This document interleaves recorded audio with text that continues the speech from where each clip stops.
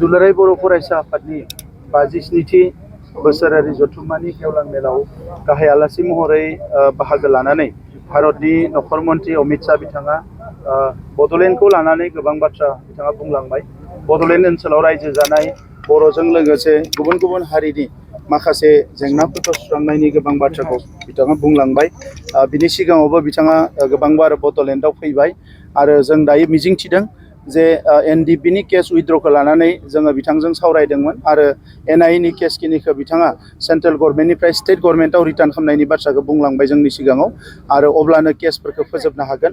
बिनि अनगायैबो गुबुन गुबुन जिफोर डेभेलपमेन्टेल बिसय बबे जिनिसा मा जाना दङ बेखौ खोब मोजाङैनो बिथाङा रायलायलांदों। दिनै आङो मिजिंथिदों गुसुं समनि गेजेरावनो जिखिनि जोंहा एकर्ड इमप्लिमेन्टेसननि बाखि पार्ट दङ बियो थाबैनो सुस्रांजागोन। बिथाङा दिल्लीनि इन्डियानि केपिटेल दिल्लीयाव माबा मोनसे बर'नि नाम दोननो भारतनि इन्डियानि केपिटेल दिल्लीयाव बिथाङा मोनसे लामा बड'फानि मुङाव जेरै गुबुन गुबुन गेदेमा सुबुंफोरनि मुङाव नेशनेल केपिटेलाव लामाफोरखौ मुं दोनदों, बड'फा उपेन्द्रनाथ ब्रह्मनि मुङावबो मोनसे लामा मुं दोननो थाखाय बिथाङा फोसावलांदों आरो बे लामाखौ फैगोन 1 मेआवनो बेखेवनायनि खोथाखौ बिथाङा जोंजों रायलायलांदों।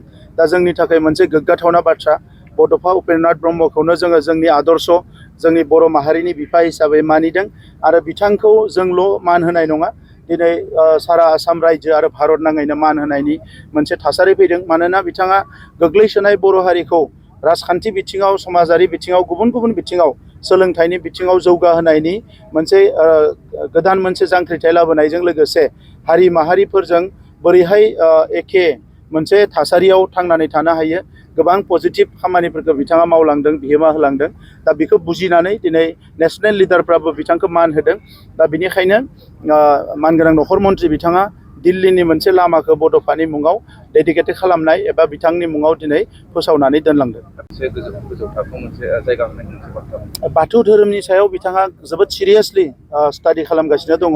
बिथाङा थेलामारायाव बाथौनि मोनसे जथुम्मायाव फैदोंमोन, जेराव बिथांमोना 50,000 सुबुङा आर'ज गाबदोंमोन आरो बिनिफ्राय बैयाव फैनाय सम आरो दानि समसिम आं मिजिंथिदों जे बिथाङा भाषण होलांबाय। बाथौ धोरोमनि सायाव गोबां सरसा खालामदों बिथाङा आरो इयुनाव बाथौ धोरोमखौ आरोबाव गोख्रों आरो मोजाङै जौगानायखौ बिथाङा लुबैदों। दा बेबायदि गोबां बाथ्राखौ बिथाङा जोंजों सावरायनायाव बुंलांदों। दा बिथांनि बुंनायखौ लानानै बाथौ धोरोमनि दैदेनगिरिफ्रा बोरैहाय सानो आरो जों बोरैहाय खामानि मावो बिनि सायाव सोनारगोन।